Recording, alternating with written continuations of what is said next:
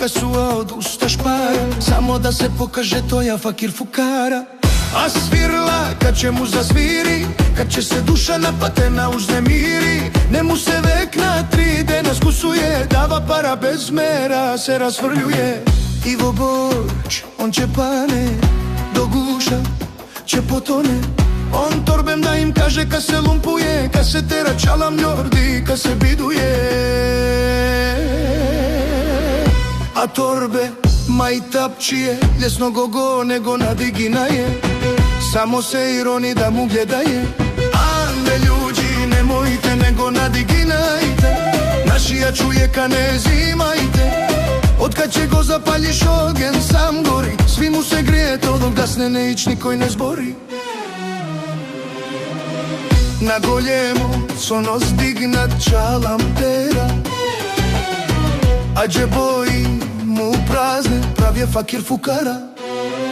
I kad zbori podstisni nas glivi, vilica krivi, glas go krši, na majtab zima inca navrši, da vidiš, da ne se nagledaš, bez umbo glava da ostaneš. A kad će projde cevoja azgelak, kad će poljavo novčanik džumbus pravo tekrat će bide, toga će se ulji vek.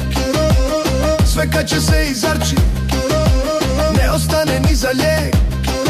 A i Borč mora da se vrati, i esnafam trebe da se plati.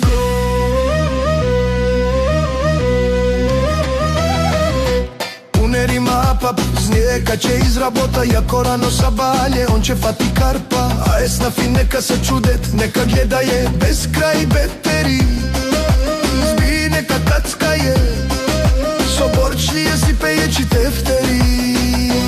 Čuj, be apap, rasvesti se, ne se prefrljuj, soberi se, domaćinski mnogo tera i jadet, ne praj se bez ulum i ne vađaj bidat.